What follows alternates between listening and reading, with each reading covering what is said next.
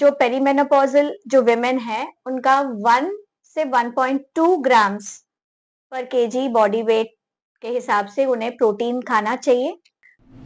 तो मेरे हिसाब से हमारे किचन में बहुत सारी चीजें हैं जिसके पास से हमें प्रोटीन बहुत अच्छी क्वालिटी में मिल जाता है। નમસ્કાર, હું છું કૃપાલાલ. ખબર ગુજરાતમાં આપ સૌનું સ્વાગત છે. અગાઉના એપિસોડમાં આપણે વાત કરી હતી પેરીમેનોપોઝ વિશે.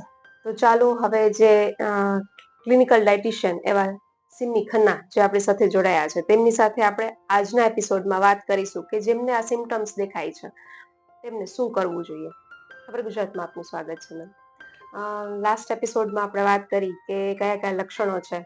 તો હવે જેમને પણ આ લક્ષણો દેખાય છે તેમને શું કરવું જોઈએ? શું તમને એવું લાગે છે કે આહાર છે એ ક્યાંક ને ક્યાંક આમાં ભાગ ભજવતો હોય છે? તો કઈ પ્રકારનો આહાર લેવો જોઈએ? तो जैसे कि मेरा प्रोफेशन है क्लिनिकल डाइटिशियन, तो इसमें मुझे लगता है कि जो खाना हम खाते हैं वो बहुत ज़रूरी होता है।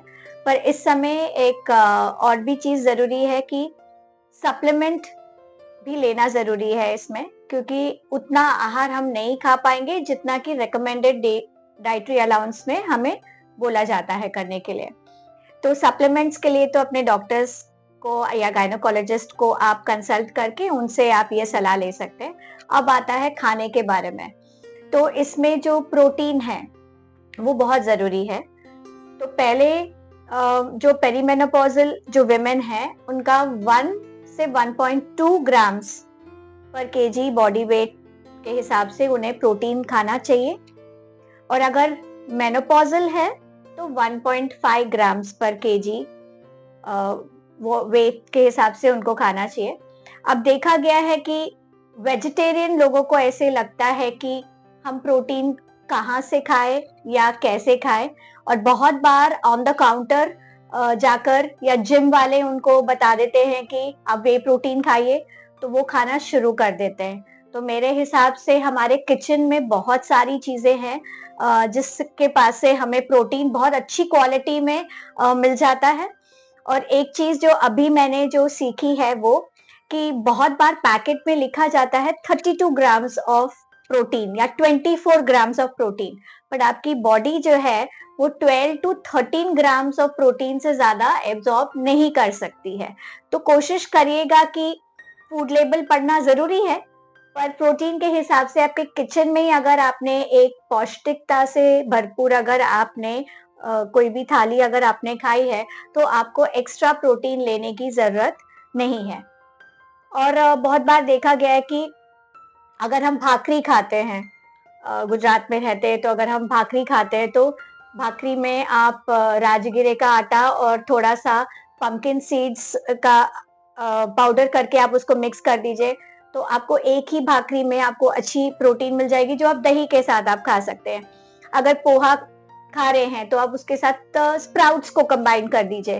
तो हर एक चीज में कैसे आपको फिट करना है वो सीखना बहुत जरूरी है, और ये जरूरी है कि प्रोटीन हर एक मील में थोड़ी थोड़ी मात्रा में लेना जरूरी होता है। फिर आता है आपका कैल्शियम। तो कैल्शियम का डाइटरी अलाउंस जो है इस समय 1000 टू 1200 मिलीग्राम्स का रिकमेंडेशन होता है। तो उसके लिए आप छोटी छोटी चीजों में जैसे तिल आपने यूज करना शुरू कर दिया, दूध अगर नहीं अच्छा लगता है तो बादाम अगर आपने भिगोए हैं तो उसका आपने मिल्क अगर आप बना सकते हैं तो वो आप डाल सकते हैं, तो वो आपका कैल्शियम वाला हो गया। फिर आता है विटामिन डी। तो विटामिन डी बिना टेस्ट करे आप विटामिन डी मत लीजिएगा। वैसे 600 टू 800 IUI इज नीडेड, मतलब उतना चाहिए होता है। और कोशिश करिएगा कि आप थोड़ा सा धूप में बैठे और अपना काम धूप में बैठ के भी आप कर सकते हैं। फिर आता है सबसे जरूरी है ओमेगा 3 फैटी एसिड्स, जो आपके वॉलनट्स में मिल जाता है, जो आपके अलसी में आपको मिल जाता है। तो वो 1.1 टू 1.6 ग्राम्स पर डे आपको खाना जरूरी है।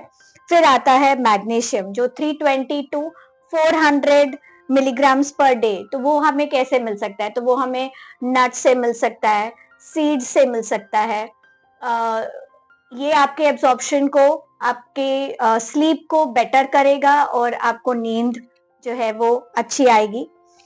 बहुत ज़रूरी है आयरन, क्योंकि बहुत बार देखा गया है कि इंडिया में हीमोग्लोबिन या फेरेटिनिन लेवल्स बहुत कम होते हैं।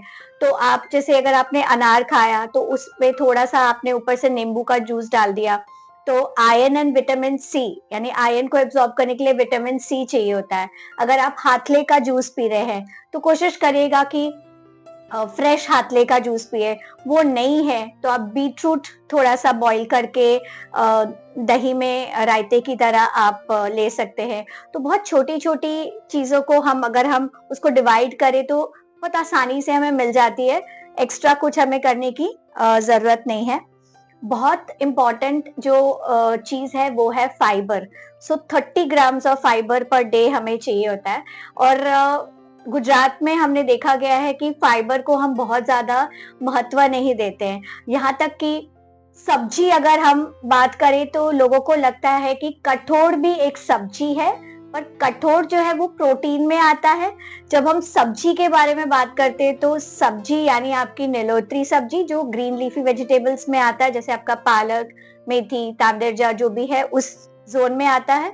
या फिर आपके जो भिंडी, गलका, दूधी जो इस सीजन में जो बहुत अच्छी तरह से मिल जाती है, कद्दू जो मिलता है, पेठा जो मिलता है, ये सारी चीजें जो है वो आपके फाइबर को ऐड करेगी। इस दौरान क्योंकि पेट की समस्या होती है इसलिए फाइबर लेना बहुत जरूरी होता है। और कोई कोई लेडीज को शायद कच्चा फाइबर सूट ना करे, तो जैसे हम संभारा बनाते हैं तो उसमें हल्का सा ऑयल लगा के हम उसको सॉटे कर सकते हैं, वो एक ऑप्शन हो गया। पानी जो है वो कम से कम हमें 2.5 टू 3 लीटर्स पानी पीना है, क्योंकि जैसे ही हमारा हार्मोन्स डिप्लीट होता है, बहुत जरूरी होता है कि हम हाइड्रेशन लेवल्स हम मेंटेन करें। और इम्पॉर्टेंट है कि जिंक 8 ग्राम्स पर डे मिले, तो वो हमें मिल जाता है जो हम अनाज खाते हैं। तो अगर आप देखा जाए तो सप्लीमेंटेशन बहुत कम लोगों को लेनी पड़ेगी अगर उनका जो आहार है वो एक थाली जो है वो वेल बैलेंस्ड हो, तो उनको सप्लीमेंटेशन की जरूरत नहीं पड़ेगी। और इस दौरान देखा गया है कि हम एक्सरसाइज भी करते हैं, हम खाना भी अगर हम ठीक से खाते हैं तो भी हमें लगता है कि हमारे बॉडी में चेंजेस जितने आने चाहिए उतने नहीं आते हैं। तो ये बात को एक्सेप्ट करना बहुत जरूरी है कि जैसे जैसे आपकी एज बढ़ेगी मेटाबॉलिज्म जो है वो थोड़ा स्लो होगा। कंसिस्टेंसी बहुत इंपॉर्टेंट है, आप उस कंसिस्टेंसी से सब करिए। कोशिश करिएगा कि कार्डियो एक्सरसाइजेस कम करें और स्ट्रेंथ ट्रेनिंग पे ज्यादा ध्यान दें और ब्रीदिंग पे ज्यादा ध्यान दें, तो ये सिम्टम्स को हम कंट्रोल कर सकते हैं। जिन लोगों को नींद की प्रॉब्लम आती है रात को, तो आधा कप दूध में अगर चुटकी भर हल्दी और जायफल डालकर अगर पी लिया जाए तो एक नेचुरल स्लीप इंड्यूसर का काम करती है और नींद अच्छी आएगी। मोबाइल को अपने आप से दूर रखें, नींद नहीं आ रही है तो मोबाइल ना उठाएं, क्योंकि व्हाइट लाइट फिर हिंडर करेगी आपके ब्रेन के साथ। और तीसरा है कि लेफ्ट नॉस्ट्रिल ब्रीदिंग बहुत जरूरी है। या मेरी अगर आप चैनल पे अगर आप देखें तो एक परमनाथ करके है जो भ्रमरी है वो भी है। तो उससे क्या होता है कि आपके पैरासिम्पैथेटिक ब्रेन को बहुत ज्यादा ऑक्सीजन मिल जाता है और आपकी नींद जो है वो धीरे धीरे इम्प्रूव करना शुरू कर देती है। તો જે રીતે મેં વાત કરી કે આ જે સમય છે કે જ્યારે મહિલાઓને તેના સ્વાસ્થ્યની જાળવણી માટે શરીરમાં પ્રોટીન, વિટામિન, કેલ્શિયમ વગેરે ખૂબ જરૂરી હોય છે, ત્યારે સમતોલ આહારમાં ધ્યાન આપી અને પોતાની કાળજી રાખવી જોઈએ. તો આપણે આગળના એપિસોડમાં પણ મેમ પાસેથી વાત કરીશું કે મેનોપોઝ એના વિશે થોડીક ડિટેલમાં એમની સાથે વાત કરીશું. ખબર ગુજરાત સાથે જોડાઈ અને દર્શકોને ખૂબ સરસ માહિતી આપવા માટે આપનો ખૂબ ખૂબ આભાર. धन्यवाद।